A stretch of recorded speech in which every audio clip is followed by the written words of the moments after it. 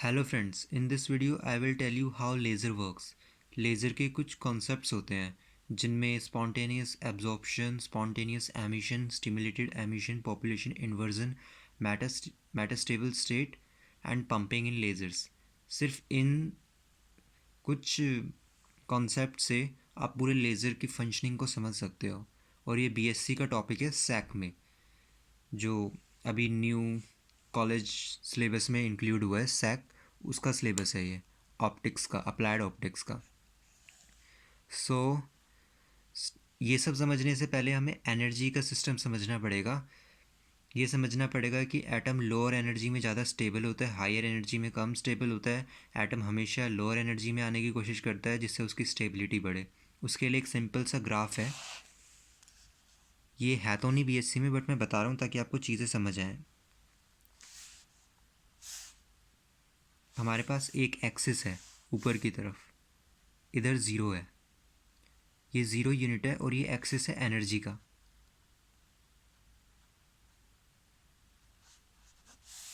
हमारे पास एनर्जी का एक एक्सिस है जिसमें नीचे की तरफ यहाँ पे ज़ीरो है, और यहाँ से एनर्जी बढ़ती जा रही है एंड इंक्रीज़ हो रही है ऊपर की तरफ। It is energy axis. इस साइड हमारे पास कोई एक्सिस नहीं है, हम बस वन एक्सिस में काम करेंगे। जो एटम होता है अगर वो यहाँ पर है, इट मीन्स कि उसकी जो एनर्जी है वो ये वाली है, इतने यूनिट्स की है। जितनी भी यूनिट की एनर्जी इस स्केल पे इधर अवेलेबल होगी, उतनी एनर्जी इस एटम के पास इस समय है। अगर ये कुछ एनर्जी ल्यूज़ करके डाउन स्टेट में आके इस वाली स्टेट में आ जाता है, तो अब इसकी एनर्जी इतनी है जितनी यहाँ पे होगी। पहले एनर्जी इतनी थी, अब एनर्जी इतनी है। तो इतनी एनर्जी अब इस एटम के पास आ गई है, और ऊपर से हाईयर एनर्जी, तो ये वाली स्टेट हुई हाई एनर्जी की स्टेट, और ये हुई लो एनर्जी।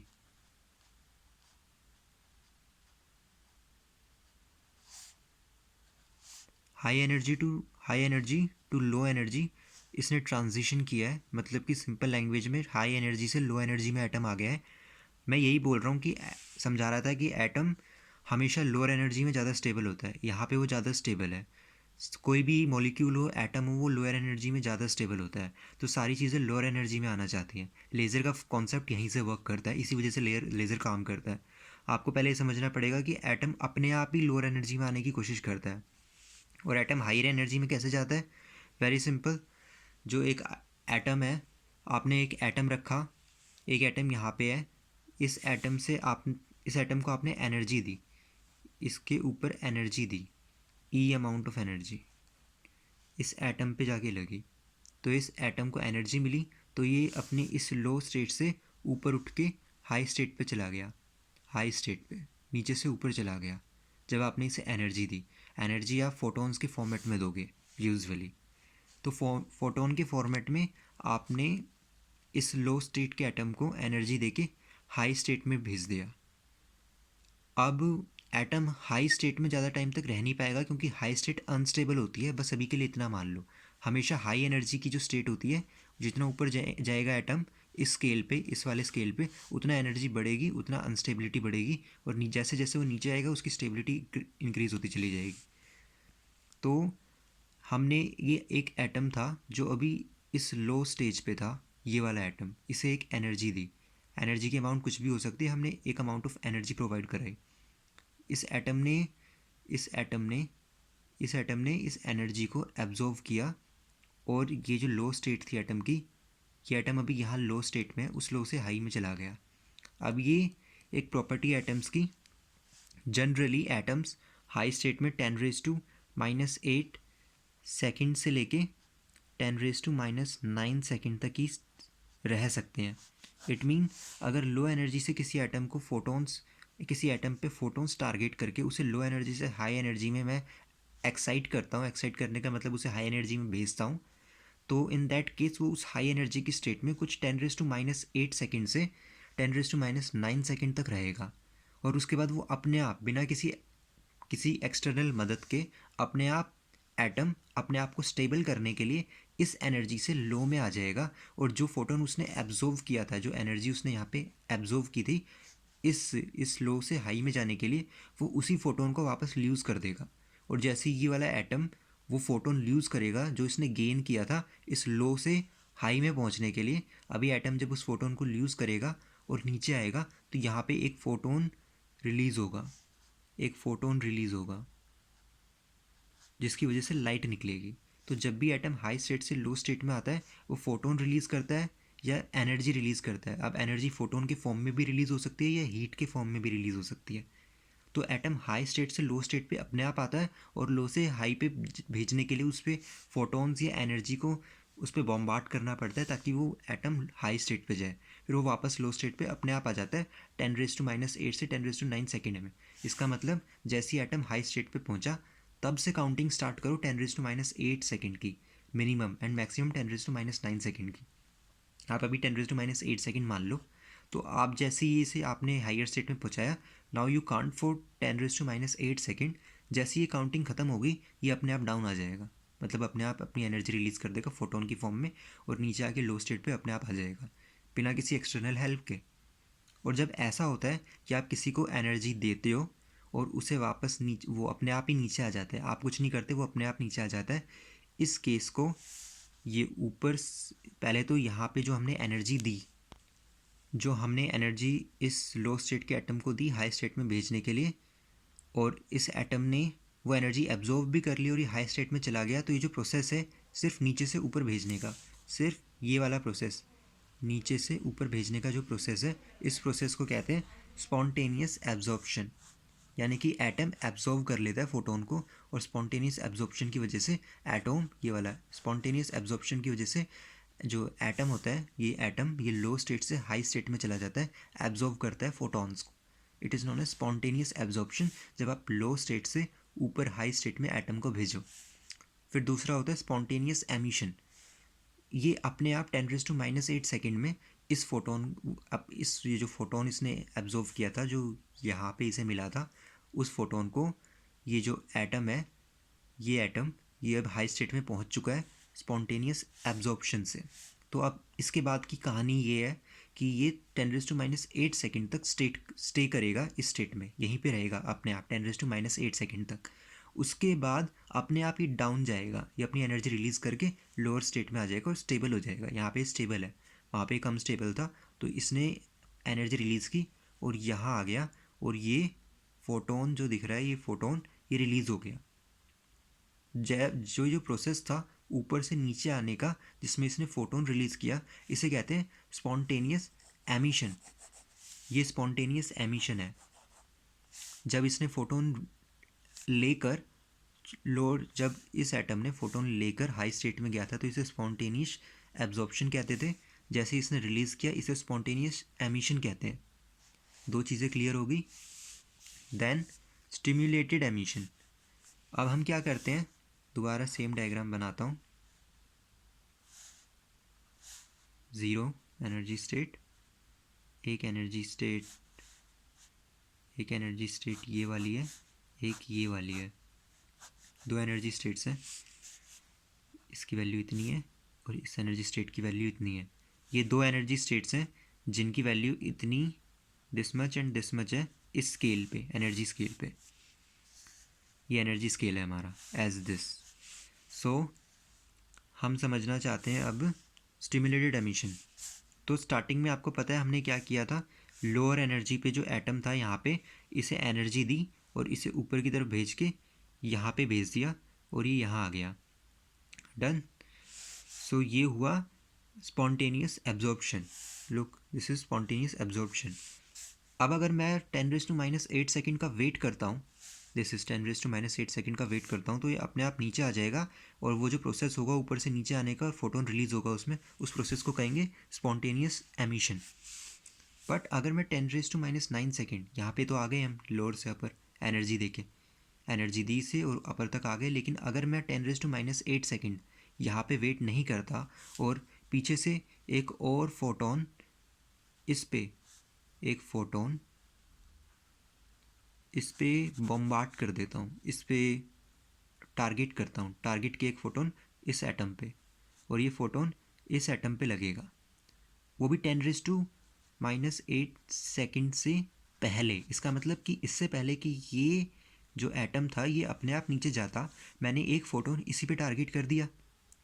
अब जैसे ही मैंने इसी पे टारगेट कर दिया वो फ़ोटोन, तो क्या हुआ कि अच्छा ये चीज़ समझो कि फ़ोटोन इस हाई स्टेट में 10⁻⁻8 सेकेंड तक, इस हाई स्टेट, फ़ोटोन कह रहा हूँ, एटम, एटम इस हाई स्टेट में, ये जो एटम है ये हाई स्टेट में 10⁻8 सेकेंड तक क्यों रहता है?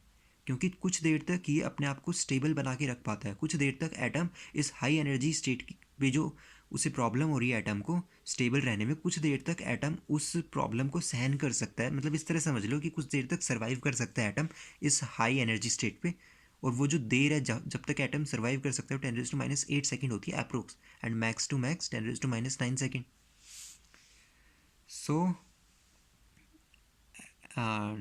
सो इस रेंज में ये यहाँ पे सर्वाइव कर सकता है एटम।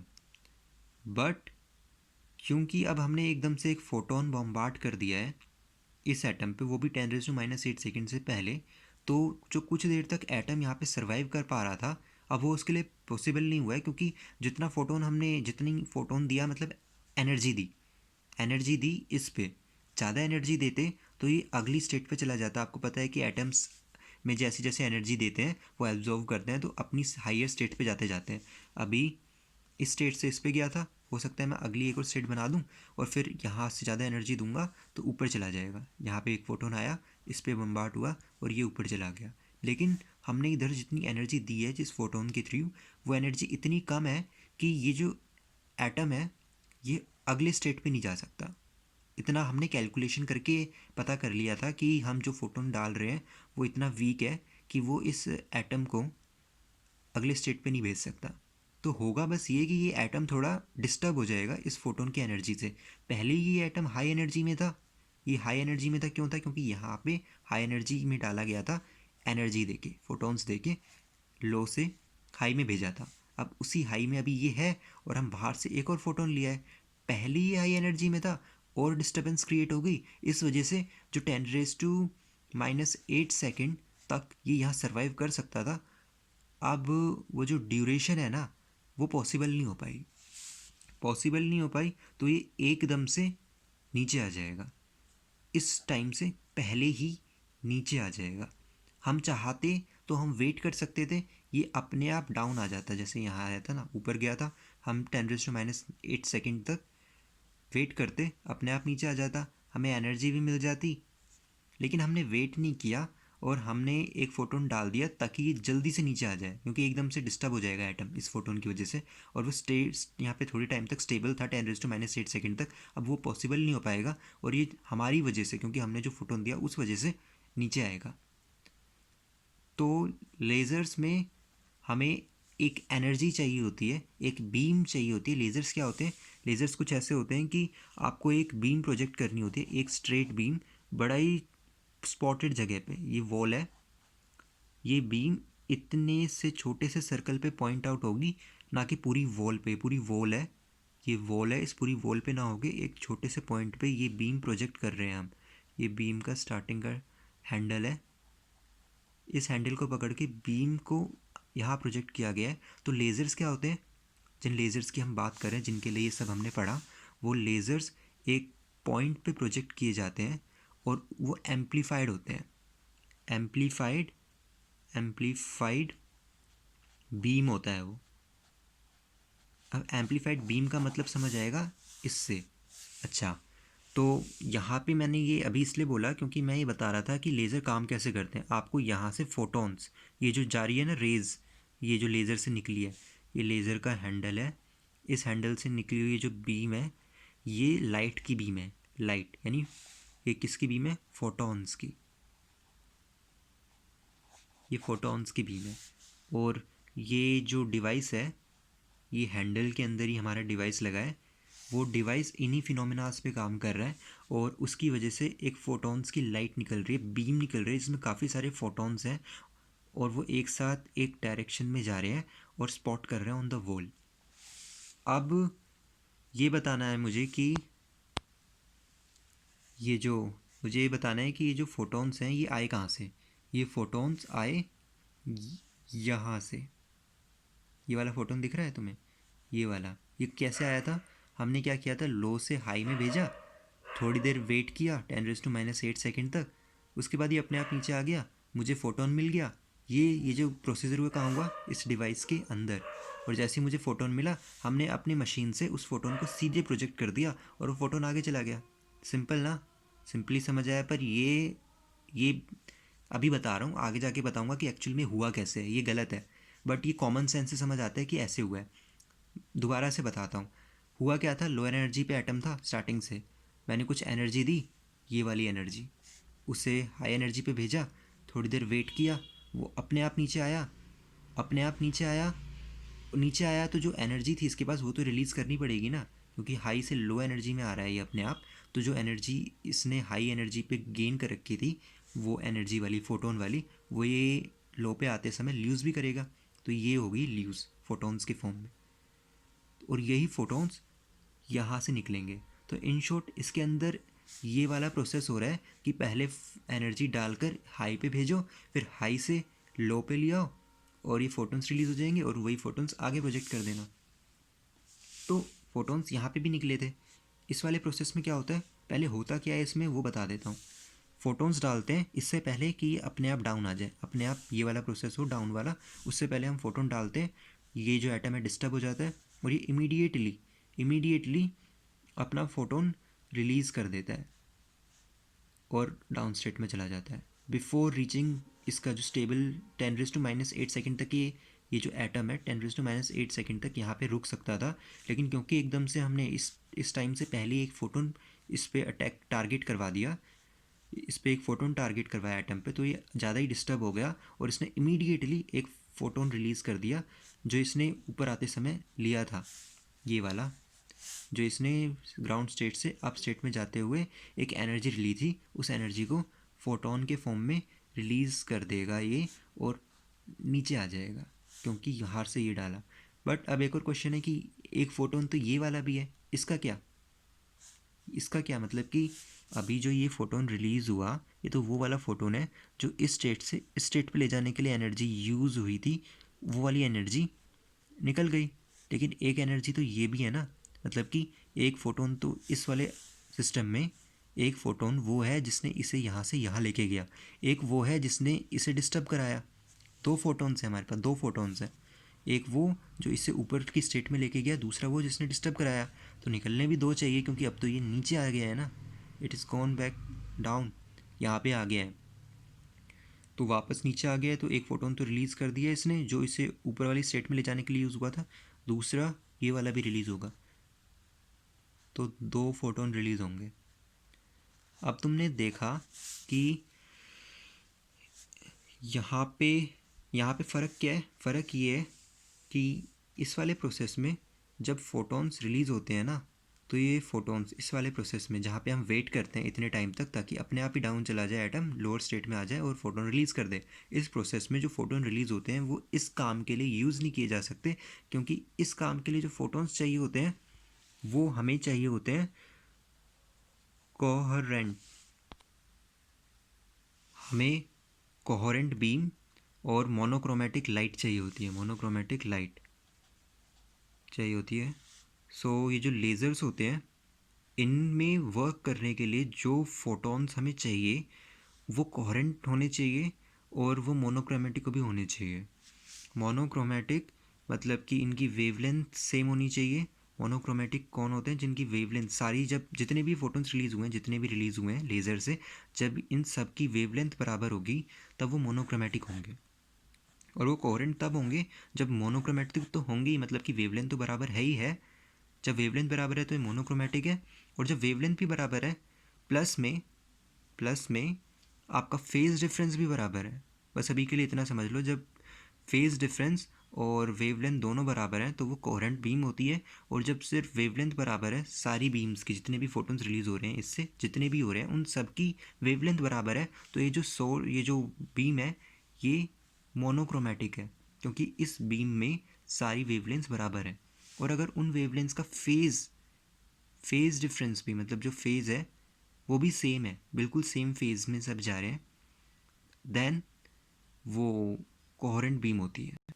तो मतलब कि कोहेरेंट जब है जब उनके फेज़ बराबर, फेज़ का मतलब ऐसा होता है, कोहेरेंसी के लिए बता रहा हूँ, ये लाइट है, ये लाइट है, ये कोहेरेंट है, लेकिन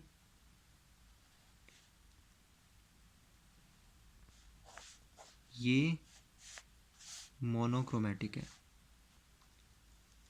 तो कोहेरेंट वो हुई जिसका वेवलेंथ, देखो वेवलेंथ कहाँ जाके ख़त्म हुई, यहाँ से यहाँ पे, यहाँ से यहाँ पे, यहाँ से यहाँ पे। तो ये पूरा एक वेव है, ये भी एक ही वेव है, दोनों की लेंथ बिल्कुल सेम दिख रही है, ये वेवलेंथ तो सेम ही है, साथ में जब ये ऊपर गया तो ये भी ऊपर गया, जब ये नीचे आया तो ये भी नीचे आया, फिर जब ये ऊपर जा रहा है तो ये भी ऊपर जा रहा है, इनके फेजेस भी सेम है। तो ये कोहेरेंट बीम। मोनोक्रोमेटिक क्या है, देखो इनकी वेवलेंथ तो सेम है, distance of the wavelength is this much, यहाँ पे भी दिस मच, लेकिन एक स्टार्ट ऊपर से हुआ, फेज़ अप था, एक का फेज़ डाउन था, फिर इसका फेज़ यहाँ डाउन हुआ तो इसका फेज़ यहाँ अप हो गया। फेज़ अलग अलग है लेकिन वेवलेंथ सेम है। जब वेवलेंथ सेम हो, फेज़ अलग हो, तो ये मोनोक्रोमेटिक होती है। जब कोहेरेंट बीम हो तो वेवलेंथ भी बराबर होती है और इनके फेजेस भी बराबर होते हैं। ऊपर ये गया तो ये वेव भी ऊपर गई, तो जितनी भी वेव्स हैं इस बीम से निकल रही हैं उन सब की वेवलेंथ भी बराबर होगी और उनके फेज़ भी बराबर होंगे। जब ऊपर जाएगी तो ऊपर ही जाएगी, नीचे कोई बीम अगर वो अभी डाउन फेज़ में एक बीम, तो सारी की सारी डाउन फेज़ में होंगी सारी। और इसका रीज़न आप इस तरह भी लगा सकते हो कि वो फिर कंबाइन करेंगी और एक कंबाइन स्ट्रेंथ आएगी। नहीं तो अगर ये ऐसे अपोजिट होती है, एक ऊपर जा रही है एक नीचे जा रही है, तो ये थोड़ा डिस्ट्रक्टिव इंटरफेरेंस टाइप भी कुछ कर सकती थी। It's just a idea. So ये सब बस आइडिया था, बाकी मैंने ये बताना था कि ये कोहेरेंट और मोनोक्रोमेटिक लाइट ही यूज़ की जा सकती है लेज़र्स में। तो मतलब कि वेवलेंथ और फेज़ डिफरेंस सेम होना चाहिए, तभी कोहेरेंट बीम होगी और तभी आप इसमें यूज़ कर पाओगे। सो ये जो फर्स्ट वाला प्रोसेस था, ये वाला प्रोसेस, इसमें फ़ोटोन तो रिलीज़ हुआ था, अपने आप हुआ था 10⁻⁸ सेकेंड के बाद, लेकिन वो जो था ना अलग अलग डायरेक्शंस में जा रहा था। हाँ एक और बात, ये जो बीम है, ये बीम एक ही डायरेक्शन में जा रही है ना, ऐसा तो नहीं है कि इनका कोई फ़ोटोन ऊपर जा रहा है कोई नीचे जा रहा है। तो एक और प्रॉपर्टी है इनकी कि ये डायरेक्शनल वेव्स होती हैं, सेम डायरेक्शन, सेम डायरेक्शन में जानी चाहिए। एक ये हो गया, कोहेरेंट बीम होनी चाहिए, कोहेरेंट सोर्स होना चाहिए, दूसरा मोनोक्रोमेटिक लाइट होनी चाहिए, तीसरा हो गया कि सेम डायरेक्शन, सेम डायरेक्शन में ही बीम जाती है लेज़र्स के अंदर। तो ये तीनों, एक दो तीन प्रॉपर्टी मैच हो जाए तो हम फिर उस चीज़ को लेज़र्स में यूज़ कर सकते हैं। इसमें प्रॉब्लम ये है कि जब ये अपने आप डाउन जाता है ना, तो जो फोटोन है ना वो किसी भी डायरेक्शन में रिलीज़ हो जाता है। कभी फोटोन आगे चला गया, जैसे एक बार आपने किसी एटम को ऊपर से अपने आप वेट किया कि 10⁻⁸ सेकंड पूरे हों और ये हाई स्टेट से लो स्टेट में वापस आ जाए, हम वेट कर रहे हैं, और जैसे ये आया तो देखा एक फ़ोटोन रिलीज़ हुआ, ये फ़ोटोन, फिर हमने देखा कि डायरेक्शन क्या थी, तो पता चला ये था, ये वाली डायरेक्शन थी, ये वाली, इधर डायरेक्शन, दिस वन। फिर एक दोबारा सेम एक्सपेरिमेंट किया, इस बार देखा देखते हैं डायरेक्शन क्या आती है, तो पता चला ये वाली डायरेक्शन थी, ये वाली। तीसरी बार किया तो पता चला ये वाली डायरेक्शन थी। एक ये प्रॉब्लम थी इस वाले एक्सपेरिमेंट में। दूसरी प्रॉब्लम क्या थी कि ये जो अलग अलग फोटोन्स थे इनकी वेवलेंथ सेम नहीं आ रही थी। ये क्रोमेटिक सोर्स नहीं थे, ये मोनोक्रोमेटिक सोर्स नहीं थे, मतलब कि इनकी वेवलेंथ फोटोन्स की अलग अलग आ रही थी। और अगर सेम आ भी रही थी ना, तो उनके जो फेजेस थे वो अलग थे, फेजेस अलग थे, मतलब कि कोई ऊपर की तरफ जा रहा है, अगर फेज़ अप है तो दूसरे का फेज़ डाउन है। लुक, इसका फेज़ अप है तो इसका डाउन है, मतलब कि इनके फेजेस अलग अलग हैं। और ये जो फेजेस अलग होते हैं लेकिन वेवलेंथ सेम होती है, यहाँ से यहाँ तक की वेवलेंथ, यहाँ से यहाँ तक की वेवलेंथ सेम है, तो इसे मोनोक्रोमेटिक कहते हैं। तो ये जो लाइट है इसके फेज़ अलग अलग आ रहे थे, लेकिन फेज़ हमें सेम चाहिए होता है, हमें कोहेरेंट बीम चाहिए होती है जिसका फेज़ सेम होता है, ताकि हम ये कर सकें। तो एक तो इस वाले एक्सपेरिमेंट में प्रॉब्लम थी कि डायरेक्शंस भी अलग अलग थी, फेजेस भी अलग अलग थे, और हो सकता है बाय चांस वेवलेंथ सेम आ जाए, लेकिन कई बार वो भी अलग हो जाती थी। तो इसे तो हम बिल्कुल भी यूज़ नहीं कर सकते लेज़र्स में। इसलिए ये वाला हम यूज़ नहीं कर पाए। दूसरा इसमें क्या हुआ, अब पहले तो हमने फ़ोटोन्स डाल के अपर स्टेट में भेजा, फिर उस पर दोबारा फ़ोटोन भेजा ताकि 10⁻⁸ सेकेंड पूरे होके इससे पहले ये अपने आप नीचे आता, जिसे बोलते हैं स्पॉन्टेनियस एमिशन। तो इससे पहले कि ये स्पॉन्टेनियस एमिशन करके अपने आप नीचे आता, मैंने इस पर फ़ोटोन प्रोजेक्ट कर दिया और उसने इसे डिस्टर्ब कर दिया, और डिस्टर्ब होने की वजह से इमीडिएटली, ये समय पूरा होने से पहले ही इमीडिएटली इसने अपना वो जो ऊपर आने के लिए फ़ोटोन एब्जॉर्व किया था, लोअर टू हायर जाने के लिए इसने जो यहाँ वाला ये वाला फ़ोटोन एब्जॉर्व किया था, वो तो इसने रिलीज़ किया ही किया, साथ ही साथ ये वाला जो था, इसने इस फ़ोटोन ने इसे डिस्टर्ब कर दिया था, वो वाला भी रिलीज़ हो गया। तो एक ये वाला फ़ोटोन रिलीज़ हुआ, एक ऊपर पहुंचाने वाला फ़ोटोन रिलीज़ हुआ, दो फ़ोटोन आए। और अब क्या हुआ इस एक्सपेरिमेंट में, ये दोनों जो फ़ोटोन्स थे इनकी डायरेक्शंस भी सेम थी, इनकी डायरेक्शन सेम थी, इनकी वेवलेंथ सेम थी, इनके फेज डिफरेंस सेम थे, और इनकी डायरेक्शन सेम थी जो हमें डायरेक्शन चाहिए था, इनकी वेवलेंथ भी सेम थी इन दोनों फोटोन्स की, और इनका फेज डिफरेंस, इन दोनों फोटोन्स का फेज डिफरेंस भी सेम था। तो ये कोहेरेंट सोर्स भी थे, कोहेरेंट बीम भी थी, ये क्रोमेटिक लाइट भी थी, और ये सेम डायरेक्शन में भी थी। तो ये वाले एक्सपेरिमेंट से जो हमें फोटोन्स मिले वो बिल्कुल परफेक्ट थे एक लेज़र बनाने के लिए। इनसे हमने लेज़र्स क्रिएट किए। और जब ये प्रोसेस है जिसमें हम खुद एक फ़ोटोन डालकर इसे नीचे भेजते हैं ताकि दो फ़ोटोन एक साथ रिलीज़ हो जाए, जिनकी जो कोहेरेंट भी हो, मोनोक्रोमेटिक भी हो। तो ये जो प्रोसेस है पूरा नहीं, सिर्फ उतना प्रोसेस कि ऊपर से नीचे हमने खुद भेजा। पहले अपने आप आता था तो उसे कहते थे स्पॉन्टेनियस एमिशन। एमिशन इसलिए क्योंकि निकल रहा है, फ़ोटोन निकल रहा है, इस बार नीचे आते समय निकल रहा है। पिछला था स्पॉन्टेनियस एब्जॉर्प्शन। एब्जॉर्प्शन बिकॉज नीचे से ऊपर भेजते समय फ़ोटोन अंदर लिया है, एटम ने फोटोन को, इधर वाले एटम ने फोटोन को एब्जॉर्व करा ताकि ये ऊपर जा सके, इसलिए स्पॉन्टेनियस एब्जॉर्प्शन। और स्पॉन्टेनियस बिकॉज अपने आप नेचुरली हो गया। तो जैसे नेचुरली, या तो हम भी उस पर लाइट डाल सकते हैं तब भी उसे स्पॉन्टेनियस ही कहेंगे। अगर इस एटम पे लाइट डाल के इसे ऊपर भेजते हैं तब भी स्पॉन्टेनियस एब्जॉर्प्शन ही होता है। नेचुरली भी नेचर में लाइट होती है, वो इस पर स्ट्राइक करके इसे ऊपर भेज सकती है। तो जब ये ऊपर जाता है तो चाहे हम करें या नेचुरली हो, इसे स्पॉन्टेनियस एब्जॉर्प्शन कहते हैं। अगर ये अपने आप 10⁻⁸ टू 10⁻⁹ सेकेंड में नीचे आ जाता है, in that case photon release होता है। पहले एब्जॉर्ब हुआ था इसलिए एब्जॉर्प्शन कह रहे थे, अब रिलीज़ हुआ है तो एमिशन कह रहे हैं।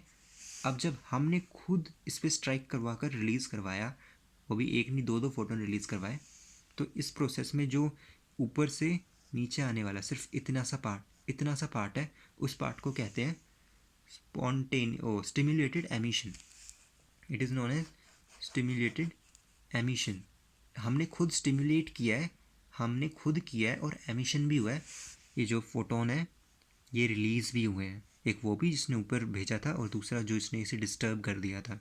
दोनों फोटोन रिलीज़ हुए हैं, ये कोहेरेंट भी हैं, दोनों फोटोन्स एक दूसरे से कोहेरेंट है, मतलब कि फेज़ भी सेम है इनका, ये वाला फेज़ भी सेम है दोनों का, वेवलेंथ भी सेम है, एंड ये दोनों फोटोन्स परफेक्ट है ये बीम बनाने के लिए। तो अब तक हमने कवर कर लिए 3 चीज़ें। Now this is population inversion. Population inversion, okay. Next part में, इसके आगे मैं नेक्स्ट वीडियो में कंटिन्यू करता हूँ। Thanks for watching my video. Please like, subscribe, comment and share. Next part देखना जिसमें मैं population inverse, Meta stable state and pumping in lasers की बात करूँगा।